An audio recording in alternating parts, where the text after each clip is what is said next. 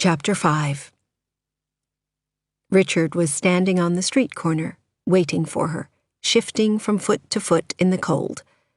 She wasn't cold at all tonight, she realized suddenly, even though other people on the streets were hunched in their overcoats. She took Richard's arm and squeezed it affectionately tight. "Have you been inside?" she asked. She was 10 minutes late. "Of course not. I was waiting." He pressed his cold lips and nose into her cheek. "Did you have a rough day?" "No." The night was very black, in spite of the Christmas lights on some of the lamp-posts. She looked at Richard's face in the flare of his match. The smooth slab of his forehead overhung his narrowed eyes, strong-looking as a whale's front, she thought, strong enough to batter something in. His face was like a face sculpted in wood, planed smooth and unadorned. She saw his eyes open like unexpected spots of blue sky in the darkness. He smiled at her. "You're in a good mood tonight? Want to walk down the block? You can't smoke in there. Like a cigarette?" "No, thanks." They began to walk. The gallery was just beside them, a row of lighted windows, each with a Christmas wreath, on the second floor of the big building. Tomorrow she would see Carol, Therese thought, tomorrow morning at 11. She would see her only 10 blocks from here in a little more than 12 hours. She started to take Richard's arm again and suddenly felt self-conscious about it.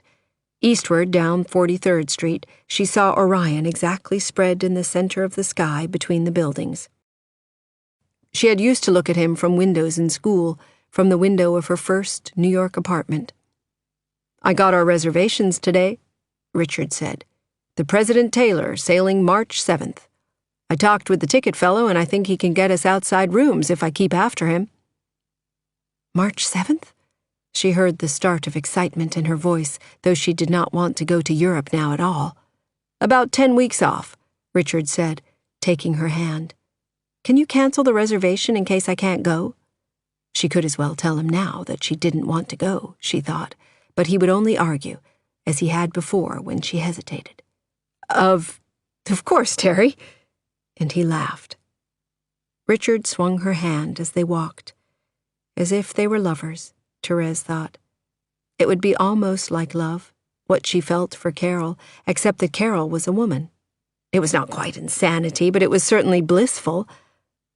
A silly word, but how could she possibly be happier than she was now, and had been since Thursday? "I wish we could share one together," Richard said. "Share what?" "Share a room," Richard boomed out, laughing, and Therese noticed the 2 people on the sidewalk who turned to look at them. "Should we have a drink somewhere just to celebrate? We can go in the Mansfield around the corner." "I don't feel like sitting still. Let's have it later." They got into the show at half price on Richard's art school passes.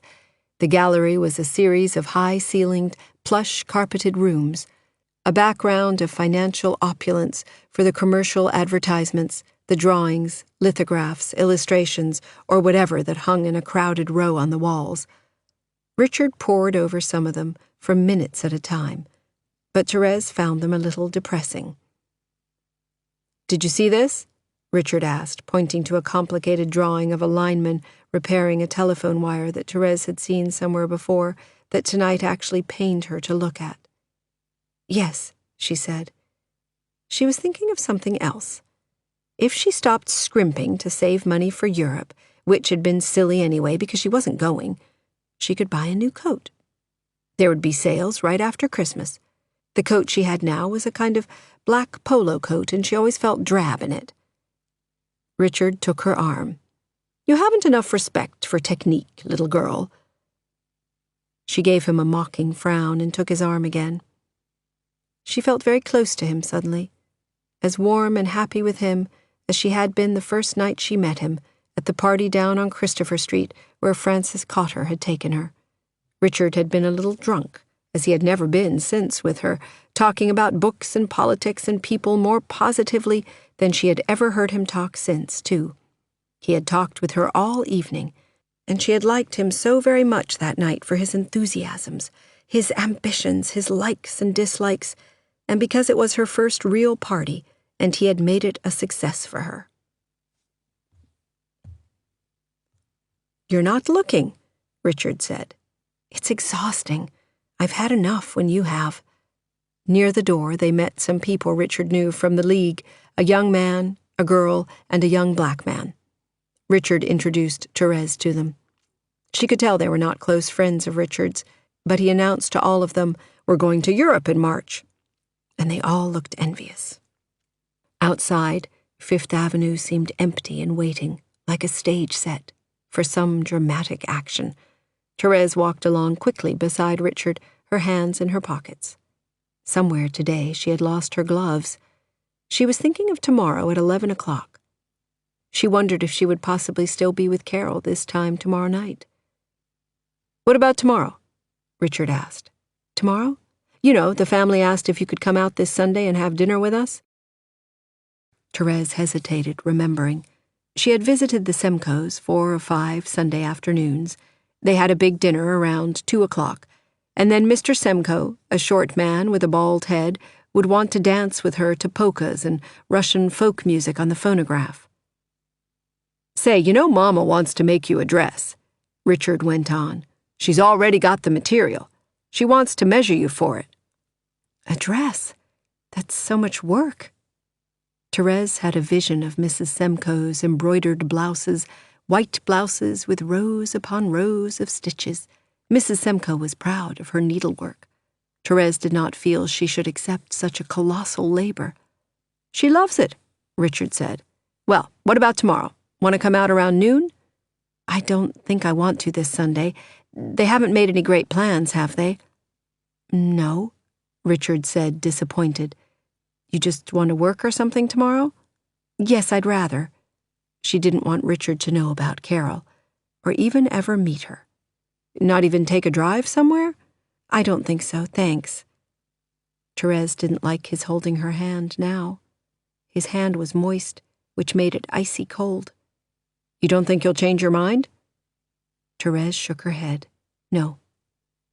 There were some mitigating things, she might have said, excuses, but she did not want to lie about tomorrow either, any more than she had already lied.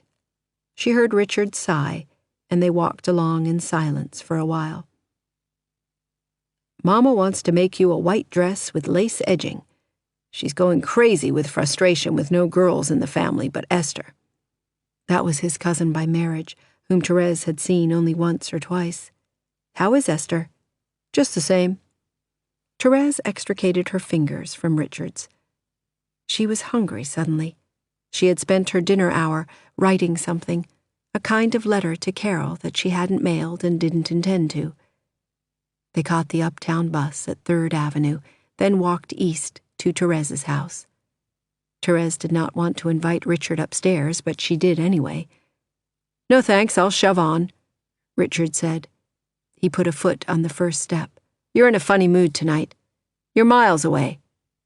"No, I'm not," she said, feeling inarticulate and resenting it. "You are now, I can tell. After all, don't you—" "What?" she prompted. "We aren't getting very far, are we?" he said, suddenly earnest. "If you don't even want to spend Sundays with me, how are we going to spend months together in Europe?" "Well, if you want to call it all off, Richard. Terry, I love you." He brushed his palm over his hair exasperatedly. "Of course I don't want to call it all off, but—" He broke off again. She knew what he was about to say, that she gave him practically nothing in the way of affection, but he wouldn't say it, because he knew very well that she wasn't in love with him, so why did he really expect her affection? Yet the simple fact that she wasn't in love with him made Therese feel guilty about accepting anything from him, a birthday present, or an invitation to dinner at his family's, or even his time. Therese pressed her fingertips hard on the stone banister. "All right. I know." "I'm not in love with you," she said. "That's not what I mean, Terry. If you ever want to call the whole thing off, I mean stop seeing me at all, then do it." It was not the first time she had said that either. "Terry, you know I'd rather be with you than anyone else in the world. That's the hell of it." "Well, if it's hell, do you love me at all, Terry? How do you love me?" Let me count the ways, she thought. "I don't love you, but I like you. I felt tonight, a few minutes ago, she said, hammering the words out however they sounded, because they were true, that I felt closer to you than I ever have, in fact. Richard looked at her a little incredulously. Do you? He started slowly up the steps, smiling, and stopped just below her. Then, why not let me stay with you tonight, Terry? Just let's try, will you? She had known from his first step towards her that he was going to ask her that. Now she felt miserable and ashamed, sorry for herself and for him, because it was so impossible, and so embarrassing because she didn't want it. There was always that tremendous block of not even wanting to try it, which reduced it all to a kind of wretched embarrassment and nothing more. Each time he asked her, she remembered the first night she had let him stay, and she writhed again inwardly. It had been anything but pleasant, and she had asked right in the middle of it, "Is this right?" How could it be right and so unpleasant, she had thought, and Richard had laughed, long and loud and with a heartiness that had made her angry. And the second time had been even worse, probably because Richard had thought all the difficulties had been gotten over.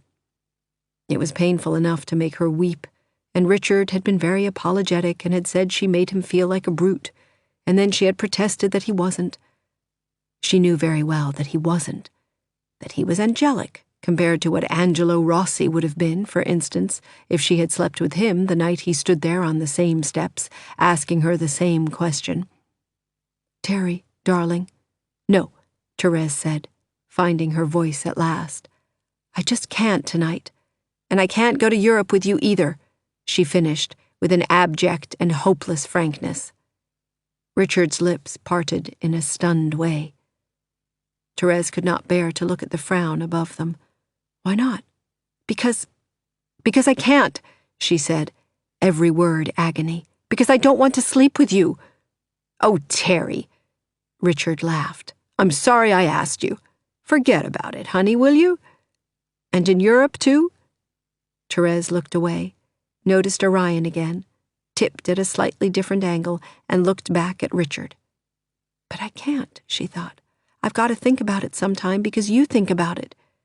It seemed to her that she spoke the words, and that they were solid as blocks of wood in the air between them, even though she heard nothing. She had said the words before to him, in her room upstairs, once in Prospect Park when she was winding a kite string. But he wouldn't consider them. And what could she do now? Repeat them? "Do you want to come up for a while anyway?" she asked, tortured by herself, by a shame she could not really account for. "No," Richard said with a soft laugh that shamed her all the more for its tolerance and its understanding. "No, I'll go on. Good night, honey. I love you, Terry." And with a last look at her, he went.